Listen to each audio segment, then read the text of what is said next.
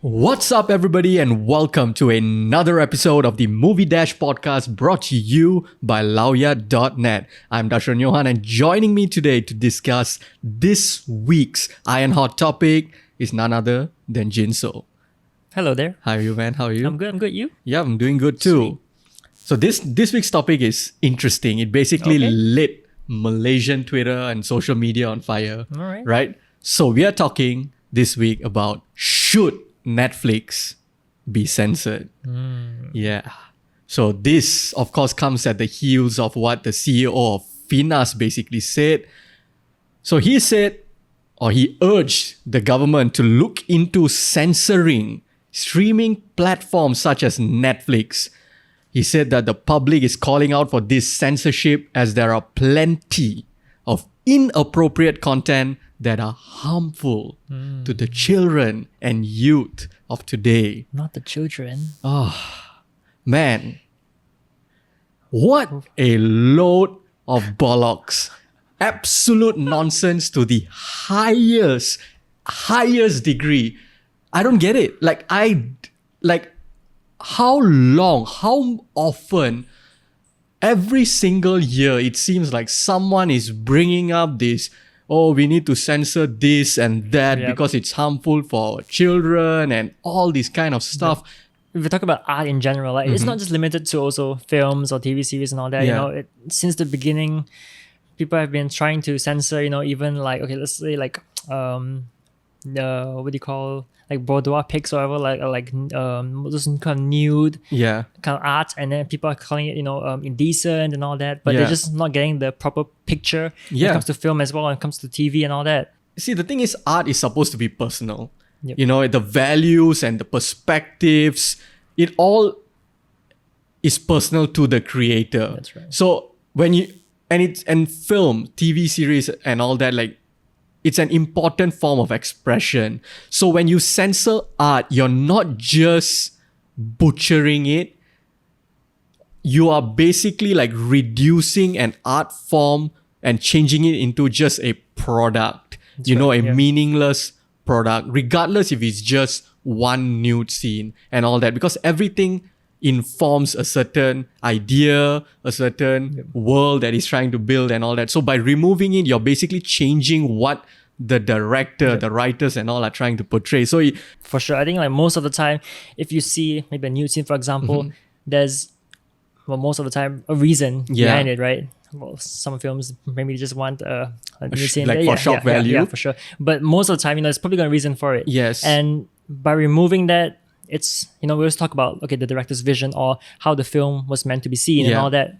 By removing that, it takes you away from the film as well. So as moviegoers, when we see scenes that get censored, and they're trying many creative ways of censoring right now, other than the typical cut. We sometimes have like the crop in to a certain section of the screen where you can't see your new scenes and all that. But it's still jarring. It still takes you out because like even like nude scenes and all, it can convey certain things, right? Like let's say if you emotions and all these things that are important. So for you to feel like the relationship or the depth of the relationship or whatever, even if it's just shock value, like I think here's the thing, right? Like I think people should be. I think we should allow people to make their own decision. What I don't like is this moral policing where the government or whether it's Finas or whatever, they think that this is what we should be allowed to watch because this is, is good for us and all that, instead of putting the power in the hands of the parents, if they are kids and if you're adults, giving us the power to think critically and make informed decisions on our own. But here's the thing, right? Here is something that is the thing that I find most baffling. You see, if this, let's say I were to play devil's advocate, right? Sure. So just for this argument's sake, I am, let's say I 100% agree with certain facets of the government that, we need to censor and so that the people, people of Malaysia, the youths of tomorrow can be shielded and protected by unethical, satanic values like LGBT. Whoa, let's just say for 1 second that I 100% agree that the people need to be protected. The thing is, even then, censorship is completely irrelevant in 2019 because of the reality of our digital world, right? Yep. So there's torrents, there's VPNs, there's all these things that even if you censor a movie in cinema, right? People still have access to that movie online, for sure. Right? Even if you ban it, if you filter out our Netflix content, right? Yep. People are still going to gain access to those contents by torrenting it or streaming it illegally, right? That's just the climate. It's not that we here are sitting here and saying we are supporting torrenting or whatever, but that's just the reality of our landscape. In fact, by censoring these things, you may be even, and you as the person who are censoring all these things may be the one who are encouraging people to switch towards illegal methods, right? People are torrenting anyway, but let's say like there are a lot more people now who are trying their best to subscribe to Netflix and all that and gain legal access to these things, right? So if you watch Game of Thrones on HBO Go or on Astro Go, it's completely uncensored, right? But now let's say the government finds a way to just, although it's the internet, it's supposed to be free, the government finds a way to clamp down on these streaming platforms and censor the content that we get out of these streaming platforms as well. Even when you do that, what am I going to do? What are we going to do? Now we are just going to be like, okay, if you're censoring this, I'm just going to torrent. Yeah, I'm still going to watch the full version of it. So you see, like for example, porn is banned in Malaysia, right? Everyone still watches porn. Everyone still watches it. That's just the reality of the situation, right? Because that's just the internet landscape. And because this very concept of censorship is irrelevant, right? That means that when you're censoring something, you're not exactly protecting anybody, right? Because because the people that you're trying to so-called protect still have access to those things. You censor something on Netflix, you censor Riverdale on Netflix, people are just going to torrent. Yeah. So you're not protecting anybody. You're not preventing anybody from actually consuming these products uncensored. What you're doing is merely living in self-denial and pushing out a false narrative to try and maintain a false image, right? It's just like, oh, if it's officially censored, that means it doesn't exist in our country. That means like people have no access, and you just tell yourself that, and put yourself in a closet, pat yourself, give yourself a high five. And it's like few months ago, like this minister came out and said that LGBT doesn't exist in Malaysia. Like, okay, just because you say it doesn't exist doesn't mean it doesn't actually exist. These kind of things. You see where I'm coming from? Yeah, for sure. And I also look at it as a certain standpoint in the sense that it also works the other way, where if you try to censor something and people are going to go torrent and all that, won't that also mean you're losing out the viewership? People are not going to be subscribed to these certain platforms, especially local platforms that are trying to emulate what Netflix is doing as well. Yeah.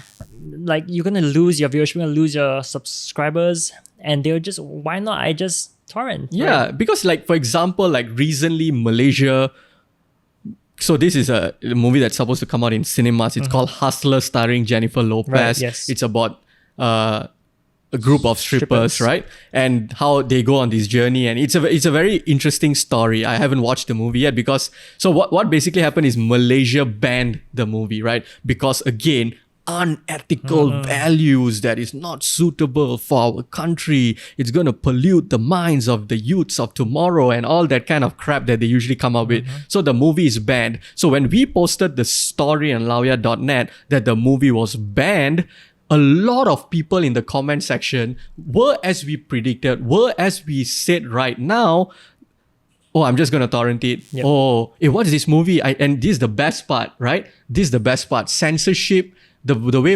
especially the way Malaysian government does it, or censor board and all that, right? It's free publicity for a movie. Yes. These are all the problems, right? Yep. So we're talking about the problems, you're talking about why it shouldn't be censored and all. But so what can we do moving forward? And I ask this because I don't think everyone needs to be liberal. Yeah. I don't think everyone needs to be okay with watching LGBT scenes and all that. I would like, you would like the world to be that way, but people have different value systems and all that. So what can we do?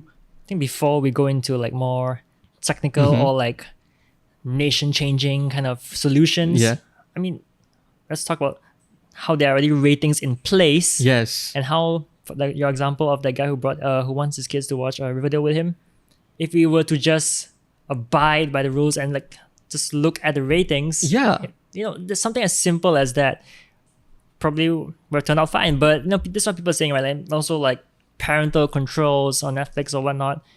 These are things that are already implemented. Yes. But people are just they're turning a blind eye, right? They just they just don't want to know that there are these things already available. They're just thinking, you know what I'm saying? Yeah, I agree 100%. It's all about, I think instead of censorship, what we need to do is move towards regulations, education, and also like allowing people to think critically and making informed decisions by themselves. So there's two things, right? One is the Netflix situation, and what is basically like rating system, which should apply across all like Netflix, streaming services in general, cinema as well. So when it comes to rating system, right, the thing about Malaysian, even the censorship and the rating system and all that, right, you go into a movie that is labeled 18.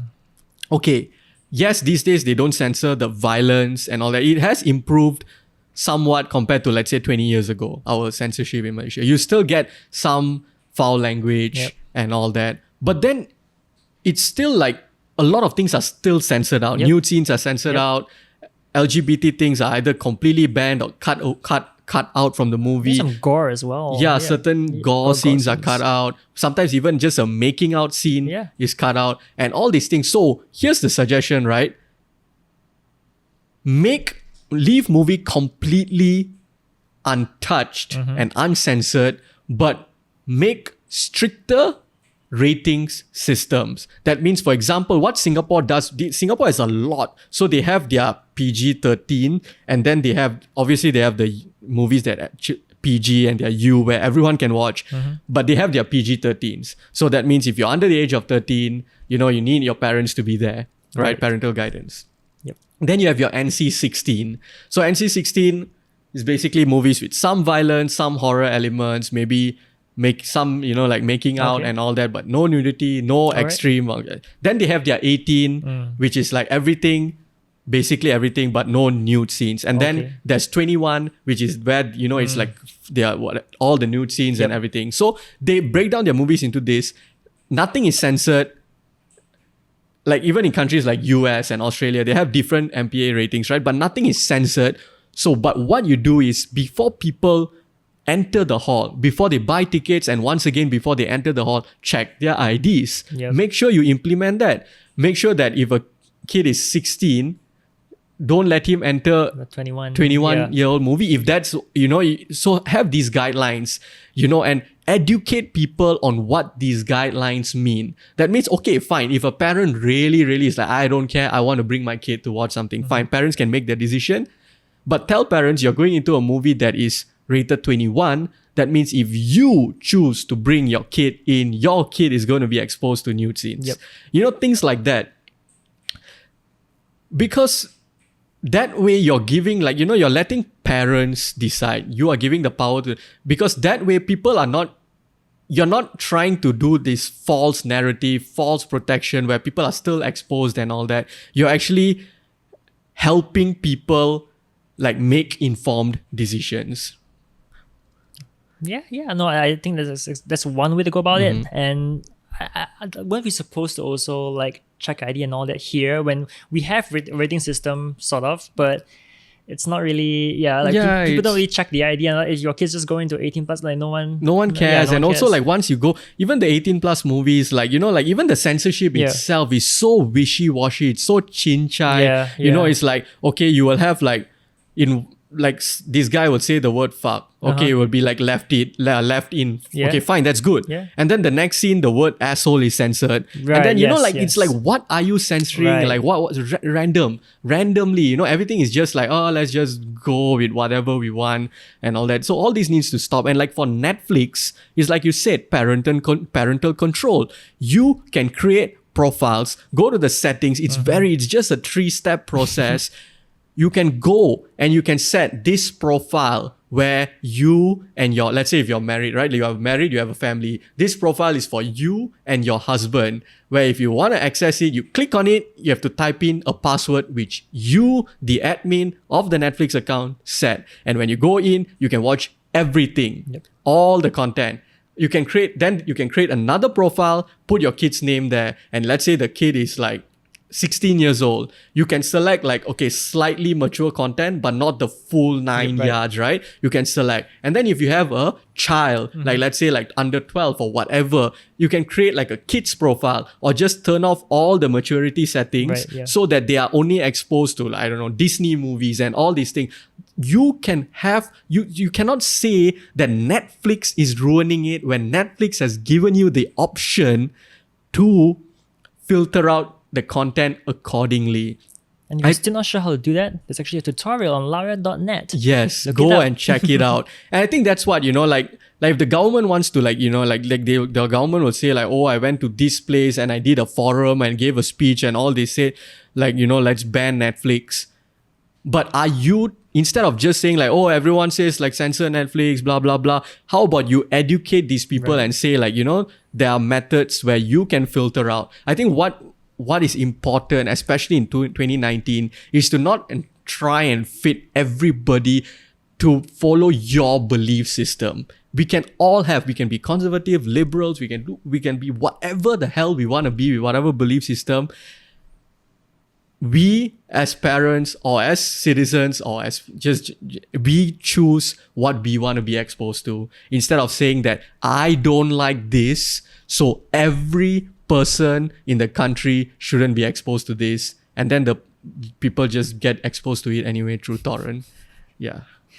And with that, yeah, man, that pretty much concludes our discussion. Should Netflix be censored? Yeah, I think that's a resounding no from both of us. Netflix should not be censored. In fact, we think films in cinema shouldn't be censored either. Go for, since go for MPA ratings, educate people on like parental locks on Netflix and all these kind of things. And that is just the way to go about it. There is all this censorship bullshit doesn't apply anymore in 2019. It's just the current digital landscape. Those are pretty much our thoughts on the hot topic of the week. Let us know your thoughts on the comment section. They will for sure. Below. Yes, please let us know. We'd love to know. Have an interaction with us. So if you like our podcast, don't forget to subscribe to us on Spotify and YouTube. We're still working on getting it up on other platforms such as Apple Podcasts, Stitcher and all that. But for now, please subscribe to us on Spotify and YouTube. Read our entertainment articles on laoya.net. And if you'd like to have a chat with us directly, argue with us, have a conversation with us, hopefully a civil one, but fine, if you just want to hate on us, that's fine too. You can follow Jin at Kraken Jin on Instagram. Yeah, and you can follow me at Dash Talks Movies on Twitter and Instagram. Until next time, bye-bye.